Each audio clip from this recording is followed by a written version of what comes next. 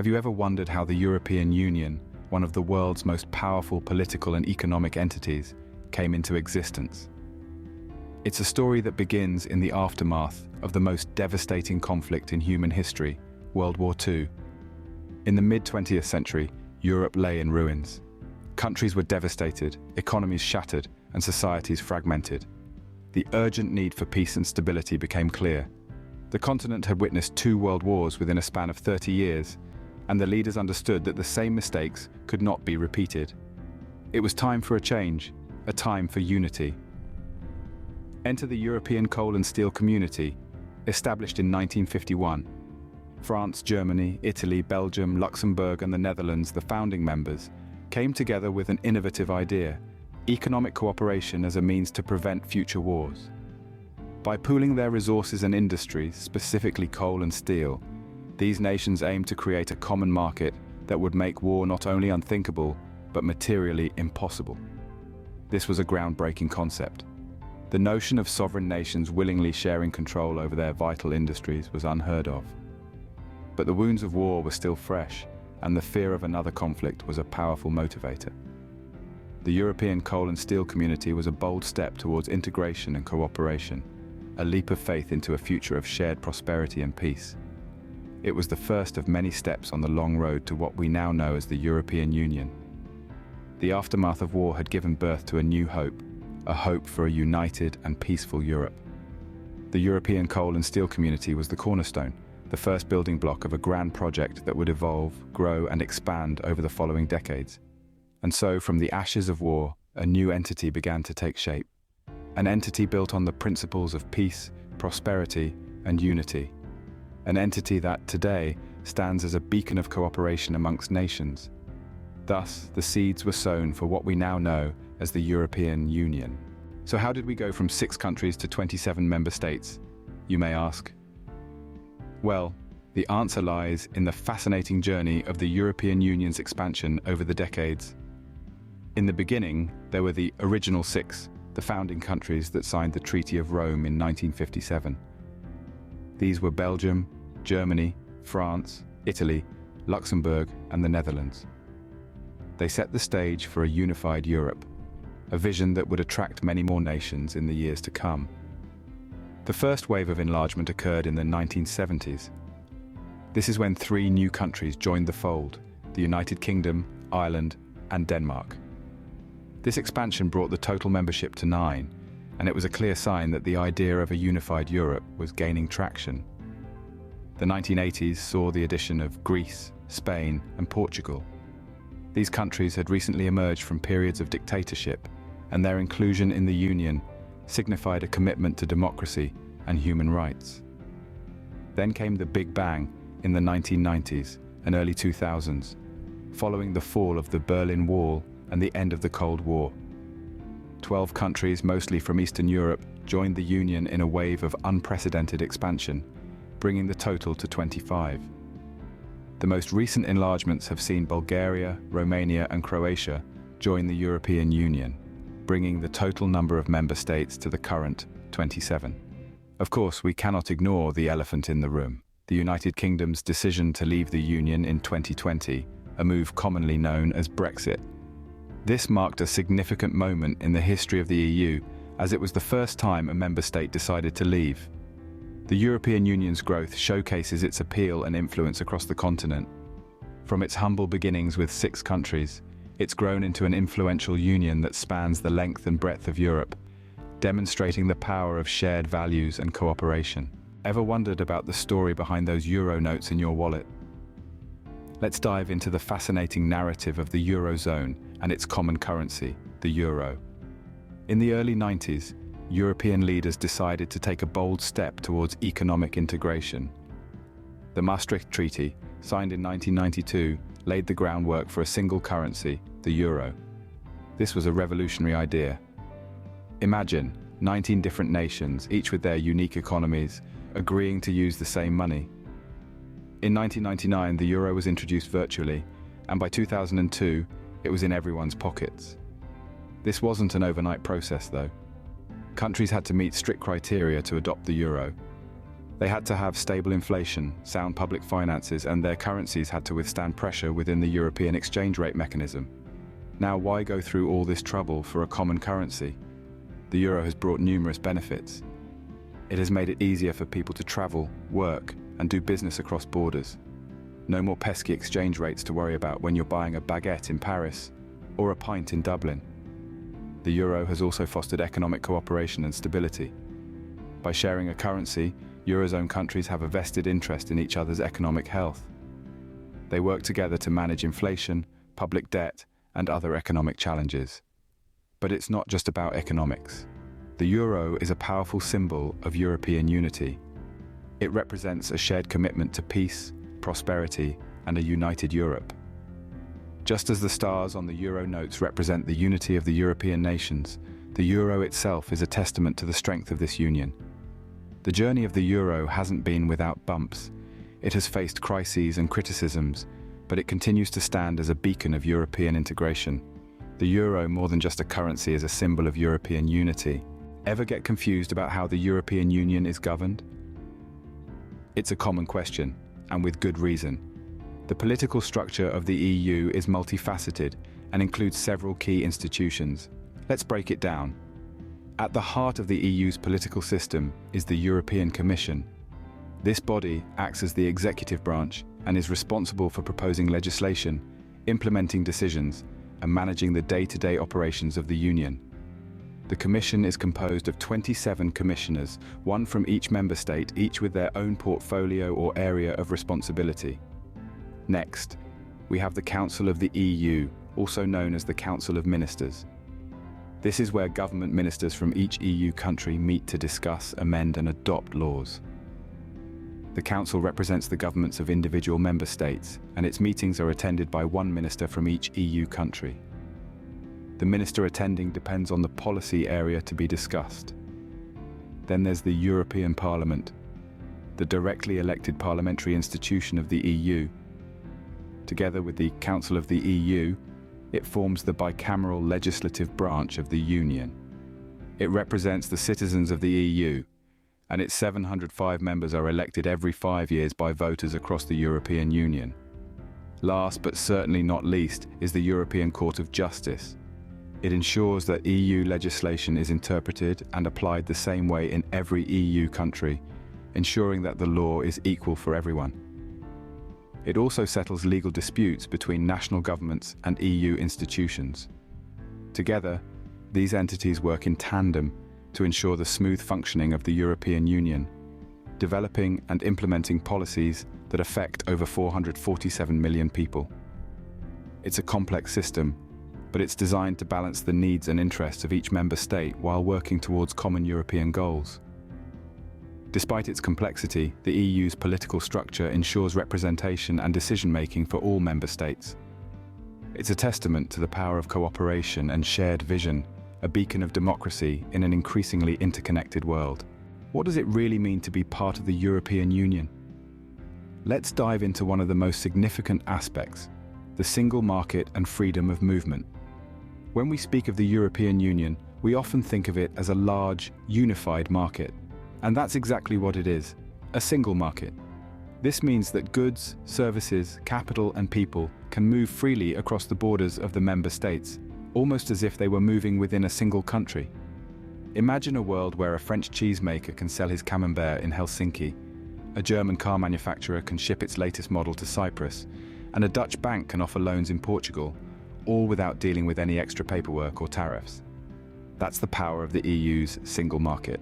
It simplifies trade, reduces costs, and opens up new opportunities for businesses, big and small. Now, let's talk about the freedom of movement. This is one of the most cherished benefits of EU membership. It allows citizens of member states to live, work, study, or retire in any other EU country. Picture this: a Polish doctor can work in a hospital in Ireland, a Spanish student can study in a university in Denmark, and a retired Italian couple can decide to spend their golden years under the Greek sun. The freedom of movement also extends to services and capital. This means that companies can set up branches, offer services, and invest across the EU. It promotes competition, innovation, and economic growth. But it's not just about economics. It's about people, cultures and ideas moving and mixing, learning from each other and creating a richer, more diverse society. It's about the freedom to explore, to broaden our horizons, and to choose where we want to be. The European Union is more than just a political entity.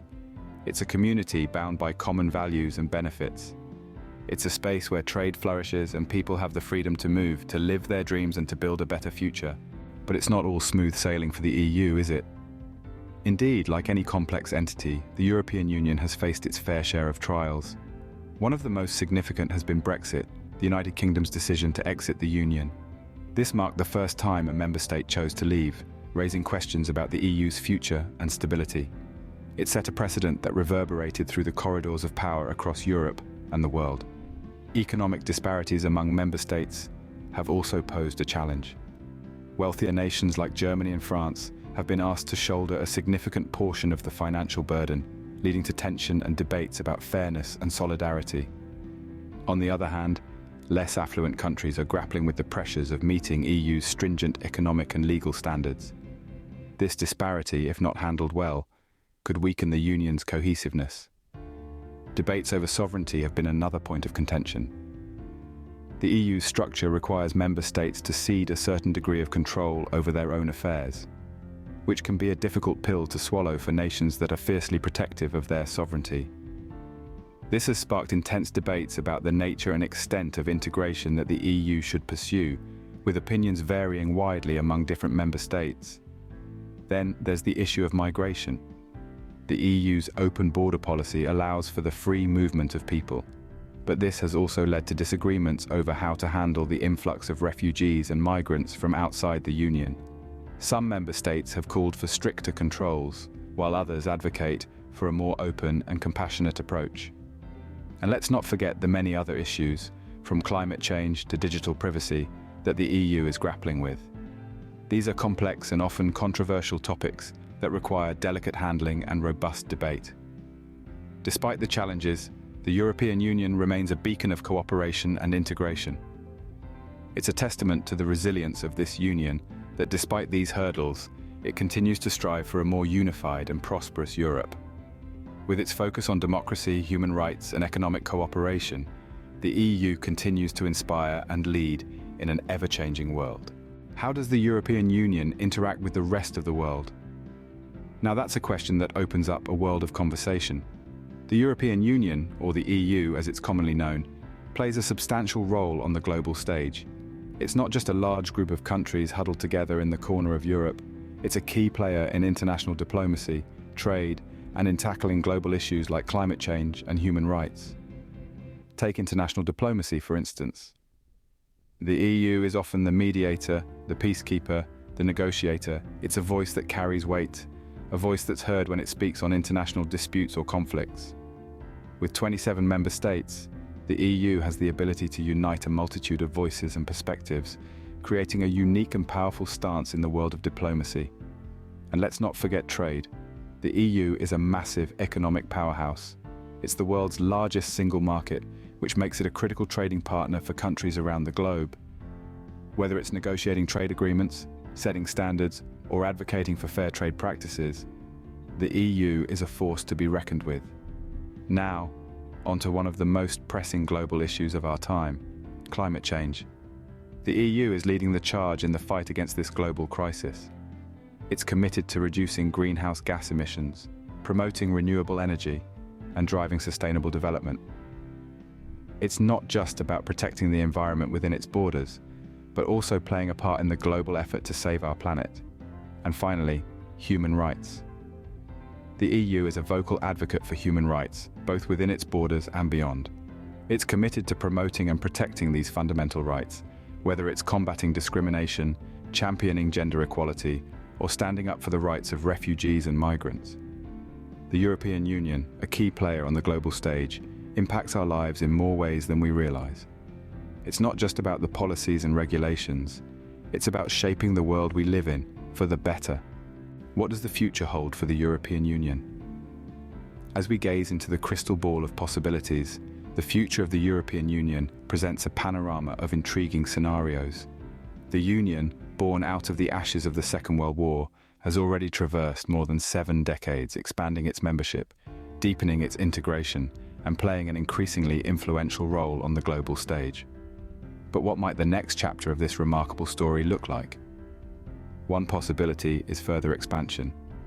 There are several countries currently in the pipeline for EU membership, each with its own unique culture, history, and potential to contribute to the Union's collective strength. As the EU grows, so too does its capacity to promote stability, prosperity, and democratic values across the continent. Another future scenario is deepening integration. The EU has already made significant strides towards this goal, with the creation of the single market, the common currency, and the Schengen area. But there's room for further progress. We might see more powers devolved to the EU level, more coordination on issues like taxation and social policy, and perhaps even the establishment of a genuine European political union. Finally, there's the EU's evolving role in a changing world. The Union is already a major player in international affairs, but its influence could grow even further.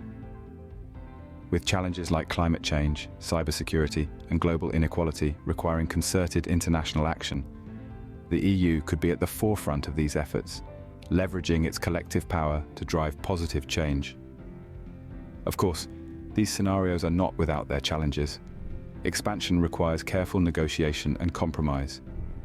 Deepening integration raises questions about national sovereignty, and playing a larger role on the global stage requires both ambition and careful diplomacy. But the EU has faced challenges before and emerged stronger as a result. The journey of the European Union continues, shaping and being shaped by the course of history. The future may be uncertain, but one thing is clear. The European Union will continue to play a vital role in shaping our collective future. So, what have we learned about the European Union today? We embarked on a fascinating journey, starting with the birth of the Union. Born from the ashes of the Second World War, the European Union was conceived as a peace project, a way to bind the economies of Europe so tightly that war would become unthinkable. From its modest beginnings with 6 founding members, the Union has grown considerably. Today, it's a family of 27 nations, each with its own unique culture, language, and history, yet all sharing a common vision of peace, prosperity, and collaboration. We then delved into the idea of a common currency. The euro, adopted by 19 of the member states, has become a symbol of European unity. It simplifies trade and travel, fostering closer ties between the nations and their people. Our journey also took us through the complex political structure of the EU. We learned about the European Parliament, the European Commission, and the Council of the European Union, each playing a vital role in shaping the policies and laws of the Union. We explored the concept of the single market and freedom of movement, one of the key pillars of the Union. This allows goods, services, capital, and people to move freely across borders, creating a vibrant and dynamic economic space. However, we also acknowledge the challenges and controversies that the Union faces. From economic disparities to political disagreements, the journey of the EU has not been without its share of bumps and bends. We then looked at the EU's role in the world as a major economic power and a champion of human rights, democracy, and the rule of law. Finally, we cast our eyes towards the future. Despite the challenges, the European Union continues to evolve, adapt, and strive for a better, more united Europe. The European Union, a unique experiment in history, continues its journey towards unity and cooperation. As we conclude, let's reflect on the profound impact of the European Union. This isn't just an assembly of 27 nations, it's a testament to human resilience, an experiment in cooperation, a beacon of peace in a world often marred by conflict. Consider the historical context. Europe, a continent that had been ravaged by 2 world wars, found a way to turn a history of rivalry and bloodshed into one of unity and peace. The European Union is, in essence, a monument to this transformation. It stands as a powerful testament to the idea that nations can come together, put aside their differences, and work for the common good. And it's not just about peace, it's about prosperity too. The EU, with its single market and freedom of movement, has created one of the world's most formidable economic blocs. It's a powerhouse that champions the cause of free trade, fosters economic growth, and creates opportunities for its citizens. But it's more than just an economic entity. It's a symbol of shared values and ideals. It's a commitment to human rights, democracy, and the rule of law.